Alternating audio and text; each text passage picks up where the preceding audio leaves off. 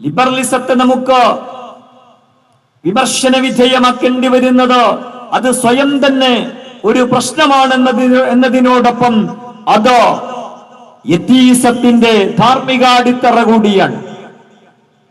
ലിബറലിസമായിട്ട് സ്വന്തമായി നിൽക്കുന്നുണ്ട്. എന്താ ലിബറലിസം? മനുഷ്യന്റെ ആരാധനകൾ, വളരെ വൈയക്തികമായ ആരാധനാനുഷ്ഠാനങ്ങൾ, അതിന് പുറത്തുള്ള ജീവിതത്തില് ദൈവവും മതവും ഇടപെടേണ്ടതില്ല എന്ന കാഴ്ചപ്പാടിന്റെ വ്യത്യസ്തങ്ങളായ രൂപങ്ങളാണ്.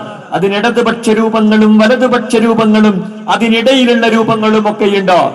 അതിനെയാണ് നമ്മൾ ലിബറലിസം എന്ന് വിളിക്കുന്നത്. അത് തന്നെയാണ് എത്തീസത്തിന്റെയും ധാർമ്മിക അടിത്തറ. സ്വന്തമായിട്ട് അതിനൊന്നുമില്ലല്ലോ. ഞാൻ നേരത്തെ പറഞ്ഞു, ദൈവമില്ല, മതമില്ല. അതുകൊണ്ട് എന്താ കാര്യം? അങ്ങനെ മനുഷ്യന് ജീവിക്കാൻ പറ്റില്ല. ജീവിക്കാൻ വേറെ ആശയങ്ങൾ വേണം. അത് ലിബറലിസമാണ്.